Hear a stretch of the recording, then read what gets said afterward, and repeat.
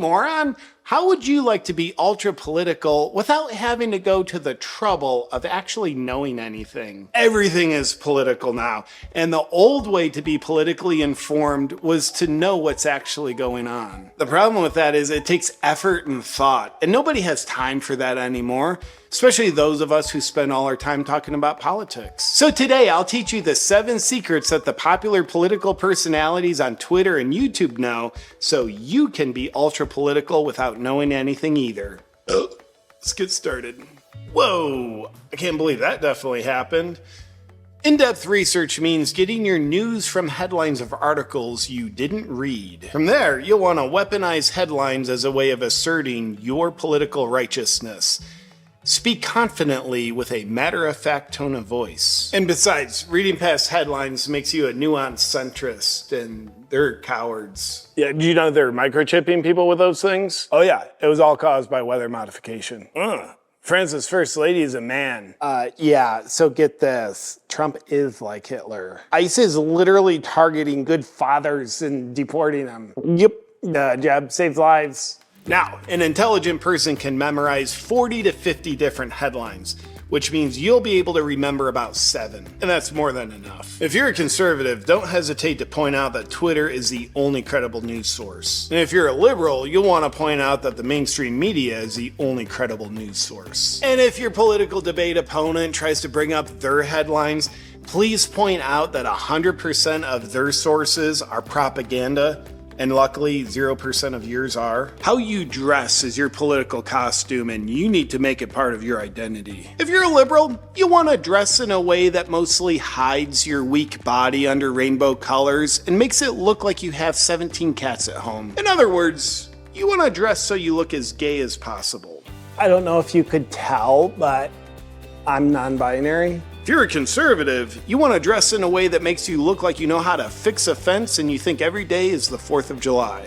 Yeah, go ahead and hand me the wire cutter so I can pound the carburetor, the fence in a little deeper. In other words, conservatives, you want to dress in a way that makes it seem like you're intentionally trying to not look gay, which will make people think you're secretly gay. I ain't gay. Constantly catastrophize when the other side gets their way. This means you need to extrapolate how everything good about life will end because of what they're doing. And oh, it will. He pulled us out of the Paris Climate Accords, he's opening up public land for drilling, and now he's propping up the coal industry. They're doing all that because they want to implement a social credit score and then cage people in 15-minute cities. Think about it. Digital currencies, they burned down Maui, and now Palantir's working with the government. Being able to explain how all roads lead to your catastrophic conclusion is unnecessary and should in fact be actively avoided. Just state that they do. How would that lead to 15-minute cities? Because it will. Just look into it. Being ultra political means you need to pledge your allegiance to your favorite country, then identify with it. For conservatives, this is easy. You love America, you're a patriot. For liberals, you got more options. Just pick a country that's not America and that you've never been to before. Popular options are Palestine, Ukraine, Mexico, and now Iran. I hear it's lovely there. Yeah, I stand with Iran. I hear women love it there. Always approach political conversations emotionally. For liberals, this means when you get into a conversation, you're gonna wanna ragefully attack the other person's character while completely ignoring all substance of the topic, which you're gonna know nothing about anyway. You're just a racist murderer who doesn't even care if people are being killed and families are broken apart, and you don't care about polar bears. For conservatives, when in a conversation with a liberal who's doing this, just point out how you can't have a conversation with this person because they're just being emotional and insulting you and not discussing any facts.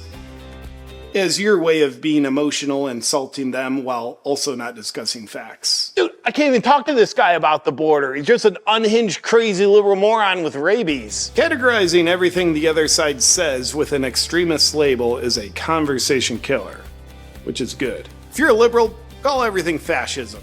Shuts it right down. If you're a conservative, call everything communism. Game, set, match. Oh, so you support communism. Oh, so you want fascism. With this technique, you don't have to logically explain why the opposing political idea is wrong, which is especially hard to do when it's right. Because whoever can kill the conversation first with an extremist label is always the victor. As a way of proving that your political perspective is correct, validate your moral high ground with celebrities who have no morals. Dude, Conor McGregor, Dana White, and Hulk Hogan endorsed Trump. What else do I need to say? Well, Diddy, Snoop Dogg, and Joe Biden endorsed Kamala.